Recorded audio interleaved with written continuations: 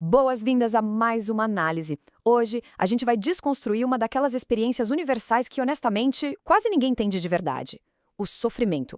Vamos juntar filosofias milenares do Oriente com um clássico absoluto da literatura ocidental para mudar completamente a nossa perspectiva sobre a dor. É uma jornada e tanto pelos bastidores da nossa própria mente. Vamos lá? E para começar, fica aquela pergunta que não quer calar. Por que a gente continua alimentando a nossa própria dor?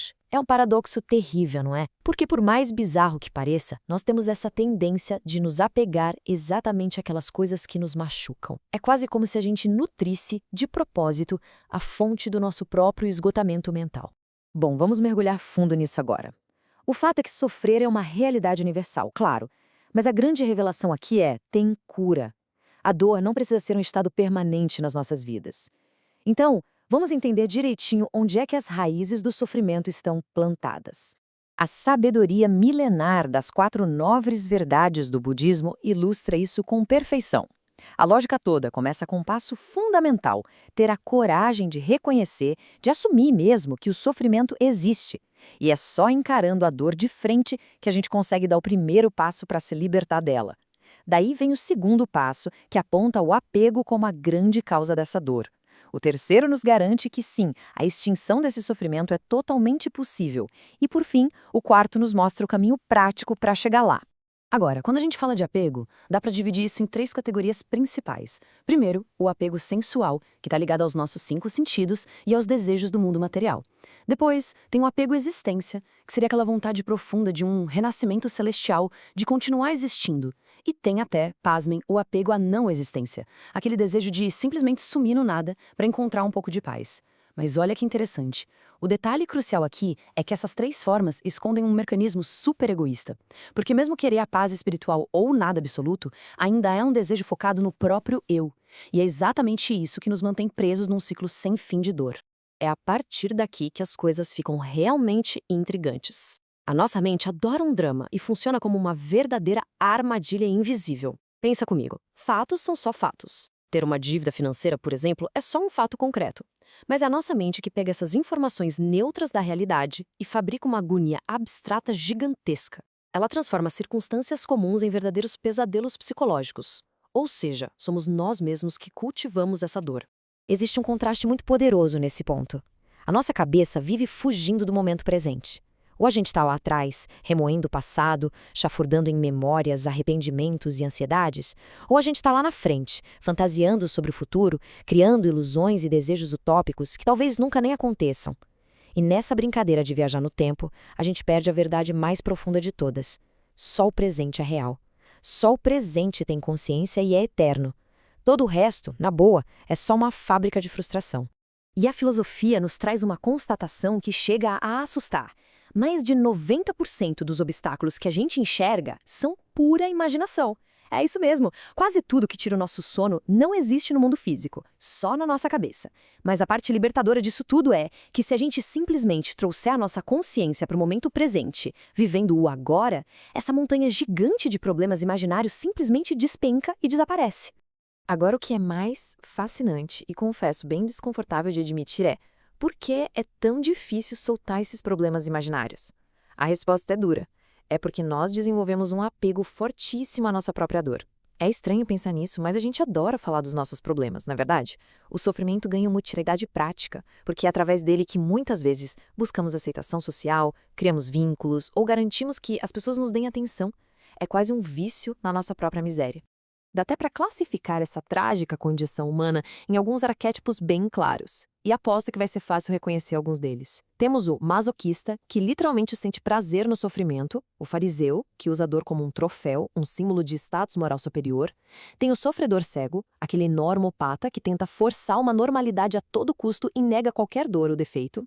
O sofredor carente, que só suporta a dor para ganhar os holofotes. E, claro, o herói ou atleta, que enxerga a vida inteira como se fosse uma competição brutal e angustiante.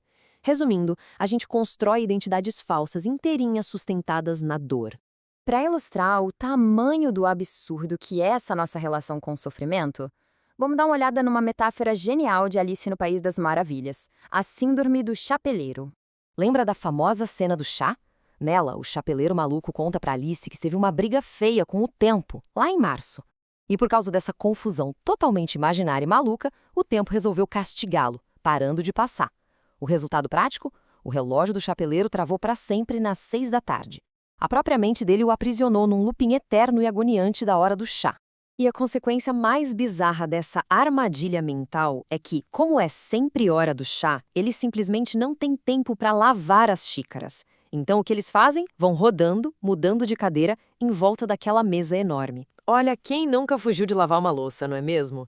Mas ali o problema é existencial. Em vez de consertar o relógio ou fazer as pazes com a realidade, eles criaram um estilo de vida bizarro para se adaptar ao problema. Ficam usando xícaras limpas até que não sobre mais nenhuma. Eles adaptaram a própria existência a uma realidade completamente quebrada. E então, a Alice lança aquela pergunta cortante, super lógica que desmonta a ilusão toda. Mas o que acontece quando vocês chegam ao início outra vez e as xícaras já estão todas sujas? Sabe qual é a reação deles? Fuga total.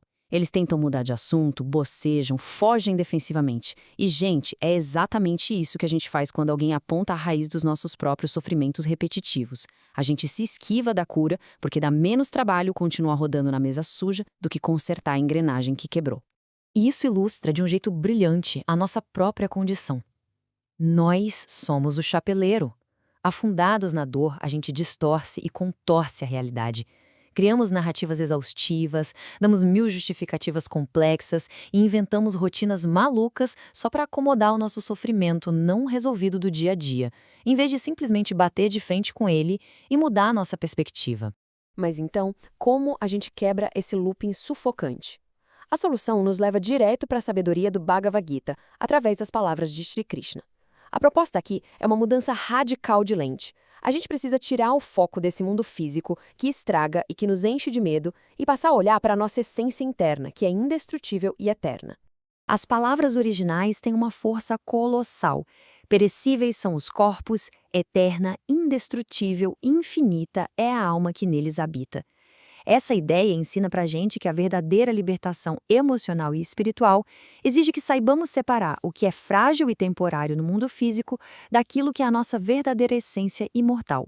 Para deixar isso super palpável, Sri Krishna usa uma analogia simples e muito elegante: as nossas roupas. Assim como a gente tira uma roupa velha e gasta para colocar uma nova, a nossa essência imortal apenas troca de forma.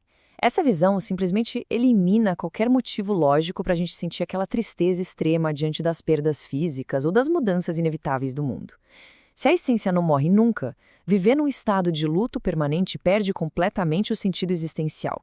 Certo. Agora que a gente entendeu as engrenagens do apego e essa visão da essência imortal, entramos na fase final e mais transformadora da nossa jornada, o caminho da libertação.